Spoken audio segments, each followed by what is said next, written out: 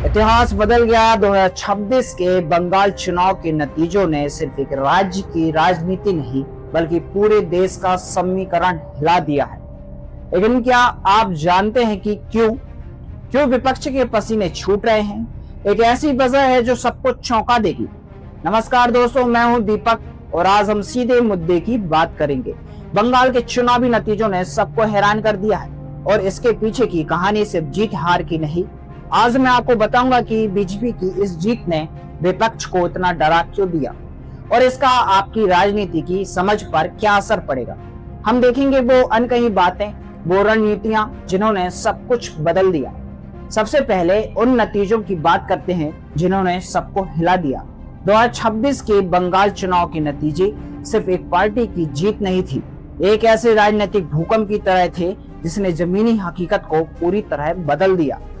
BJP ने न सिर्फ अपनी सीटों का इजाफा किया बल्कि कई ऐसे गढ़ों में सैर लगाई जहां सालों से उनका नामो निशान नहीं था। कई एग्जिट पोल गलत साबित हुए, कई राजनीतिक पंडितों की भविष्यवाणी धरी की धरी रह गई। लेकिन सवाल यह है कि यह हुआ कैसे, और सबसे जरूरी बात, इस जीत से विपक्ष इतना बौखलाया क्यों है। देखो, राजनीति में सबसे बड़ा डर होता है अपने वोट बैंक को खोने का, और बंगाल में बीजेपी की जीत ने ठीक यही किया है। सालों से कुछ खास समुदाय और वर्गों का वोट एक खास पार्टी को जाता रहा, लेकिन इस बार बीजेपी ने बड़ी चतुराई से एक बड़ा हिस्सा अपनी तरफ खींच लिया। ये सिर्फ शहरी वोट नहीं था बल्कि ग्रामीण इलाकों में भी बीजेपी ने अपनी पैठ बनाई। इसने विपक्ष के पारंपरिक वोट बैंक को हिला दिया। जब आपका अपना ही किला हिलने लगे तो डर लगना लाजिमी है, और ये बिखराव सिर्फ एक पार्टी के लिए नहीं बल्कि पूरे विपक्ष गठबंधन के लिए एक बड़ा झटका है। सोचो, अगर एक राज्य में ऐसा हो सकता है तो राष्ट्रीय स्तर पर क्या होगा। अब आते हैं दूसरे बड़े कारण पर। विपक्ष ये समझ नहीं पा रहा कि ये जीत हिंदुत्व के नाम पर मिली या फिर बीजेपी के विकास के वादों पर। बीजेपी ने बंगाल में अपनी रणनीति बदली। उन्होंने सिर्फ धार्मिक मुद्दों पर ध्यान नहीं दिया बल्कि स्थानीय मुद्दों, विकास और ममता बनर्जी के शासन पर सवाल भी उठाए। विपक्ष के लिए एक मुश्किल पहेली है। अगर वो हिंदुत्व को मुद्दा बनाते तो वो गैर हिंदू वोटों को खो देंगे, और अगर वो विकास की बात करते तो बीजेपी के विकास एजेंडे के सामने टिकना मुश्किल होगा। ये दुविधा उन्हें अंदर से खोखला कर रही है, और यही पर विपक्ष की सबसे बड़ी गलती सामने आती है। वो बीजेपी के नैरेटिव को समझ ही नहीं पाए।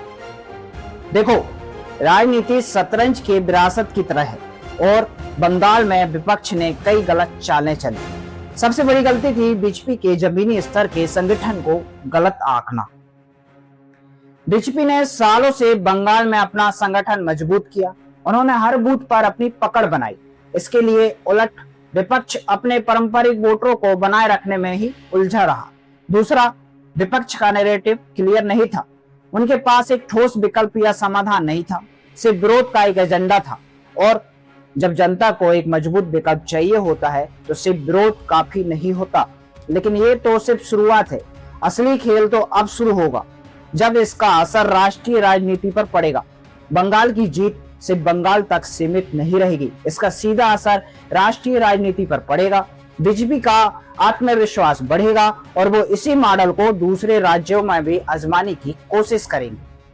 सोचिए, अगर बंगाल में बीजेपी मजबूत होती है तो इसका मतलब है कि उसका प्रभाव बढ़ रहा है। ये विपक्ष के लिए एक बहुत बड़ा डर है, क्योंकि उन्होंने अपने प्रासंगिकता बनाए रखने के लिए संघर्ष करना पड़ेगा। अब आते हैं सबसे अहम सवाल पर, विपक्ष क्यों डर रहा है। ये सिर्फ हार का डर नहीं, ये अपनी राजनीतिक जमीन खिसकने का डर है। ये डर है कि कहीं जनता का भरोसा पूरी तरह उठ ना जाए। जब कोई पार्टी या गठबंधन अपनी पहचान खोने लगता है, जब उसके पास कोई स्पष्ट दिशा नहीं होती, तो डर स्वाभाविक है। बंगाल के नतीजों ने उस डर को और बढ़ा दिया। उन्हें यह एहसास हो गया है कि अगर उन्होंने खुद को नहीं बदला तो वो इतिहास के पन्नों में कहीं खो जाएंगे, और ये डर उन्हें वो फैसले लेने पर मजबूर कर सकता है जो शायद उनके लिए सही ना हो। तो आगे क्या? विपक्ष के लिए राह आसान नहीं है। उन्हें सबसे पहले अपनी अंदरूनी कलह को खत्म करना होगा। अलग अलग पार्टियों के अपने अपने एजेंडे हैं और उन्हें एक साथ लाना एक बड़ी चुनौती है। दूसरा, उन्हें एक ऐसा नैरेटिव बनाना होगा जो आम जनता से जुड़े। सिर्फ सत्ताधारी पार्टी का विरोध करना काफी नहीं है, उन्हें जनता को बताना होगा कि वो क्या विकल्प दे रहे हैं, उनकी क्या योजनाएं हैं। और तीसरा, उन्हें जमीनी स्तर पर खुद को मजबूत करना होगा।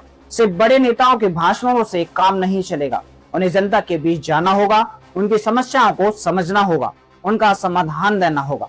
यह थी बंगाल चुनाव के नतीजे के पीछे की कहानी और विपक्ष के घबराहट के कारण। लेकिन मैं जानना चाहता हूं आपकी क्या राय है, आपको क्या लगता है विपक्ष को क्या करना चाहिए? क्या बीजेपी की ये जीत सिर्फ एक राज्य की है या एक बड़े बदलाव का संकेत? नीचे कमेंट सेक्शन में अपनी राय जरूर लिखें। अगर आपको ये विश्लेषण पसंद आया तो इस वीडियो को लाइक करें और अपने दोस्तों के साथ शेयर करें। और हाँ, अगर आप ऐसे ही गहन विश्लेषण देखना चाहते हैं तो चैनल को सब्सक्राइब करना बिल्कुल ना भूलें। और हम हमारे चैनल पर ज्यादातर धार्मिक जगहों पर, धार्मिक विषयों पर और धार्मिक यात्राओं पर चर्चा करते हैं, तो हमारे चैनल को सब्सक्राइब करना बिल्कुल ना भूलें। तब तक के लिए जय श्री राम।